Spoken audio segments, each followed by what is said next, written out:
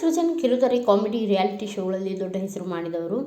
ಮಜಾ talkies show ಯಶಸ್ಸಿನ ನಂತರ ಅವರು ಟಾಕಿಂಗ್ ಸ್ಟಾರ್ ಎಂದು ಕರೆಸಿಕೊಂಡರು. ಕಿರುತೆರೆಯಿಂದ ಬಿಡುವು ಮಾಡಿಕೊಂಡು ಆಗಾಗ ಬೆಳ್ಳಿತೆರೆಯಲ್ಲಿಯೂ ಕಾಣಿಸಿಕೊಂಡಿದ್ದಾರೆ. ಆದರೆ ಸಿನಿಮಾದಲ್ಲಿ ಅವರಿಗೆ ದೊಡ್ಡ ಯಶಸ್ಸು ಸಿಕ್ಕಿರಲಿಲ್ಲ. ಇದೀಗ ಜಯಶ್ರೀ ಎಂಬ ವಿಶಿಷ್ಟ ಶೀರ್ಷಿಕೆಯ ಸಿನಿಮಾದೊಂದಿಗೆ ಮತ್ತೆ ಹಿರಿತೆರೆಗೆ ಮರಳಿದ್ದಾರೆ.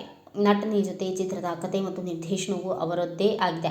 ತಮಗೆ ಯಶಸ್ಸು ತಂದುಕೊಟ್ಟ ಕಾಮಿಡಿ ಜಾನರ್ನ ಕಥೆಯನ್ನೇ ಈ ಸಿನಿಮಾಗೆ ಆಯ್ಕೆ ಮಾಡಿಕೊಂಡಿದ್ದಾರೆ. ಸೃಜನ್ ಸಾವಿನ ನಂತರ ಮುಕ್ತಿ ಸಿಗದೆ ಅಂತರ್ಪಿಶಾಚಿಗಳಾಗಿ 6 ಪ್ರೇತಾತ್ಮಗಳು ಕಥೆಯಲ್ಲಿ ಹಾಸುಹೊಕ್ಕಾಗಿವೆ.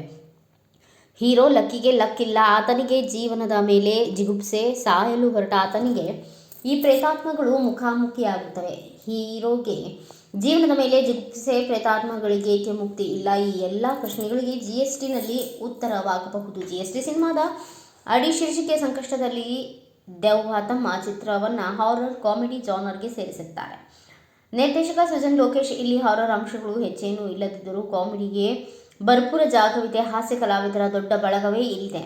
ಈ ಹಿಂದೆ ತಾವು ನಿರೂಪಿಸುತ್ತಿದ್ದ ಕಾಮಿಡಿ ಶೋಗಳ ಹಾಸ್ಯ ಪ್ರತಿಭೆಗಳಿಗೆ ಸೃಜನ್ ಚಿತ್ರದಲ್ಲಿ ಅವಕಾಶ ಕಲ್ಪಿಸಲಾಗಿದೆ. ಎಲ್ಲರೂ ಕಥೆಯ ಹದವರಿತು ಕ್ಯಾಮರಾ ಎದುರಿಸಿದ್ದಾರೆ. ಖಳಪಾತ್ರಗಳಲ್ಲಿ ಕಾಣಿಸಿಕೊಳ್ಳುವ ಶರತ್ ಲೋಹಿತಾಶ್ವ ಮತ್ತು ಶೋಭರಾಜ್ ಇಲ್ಲಿ ಹಾಸ್ಯ ಪಾತ್ರಗಳಲ್ಲಿ ಮೋಡಿ ಮಾಡಿದ್ದಾರೆ.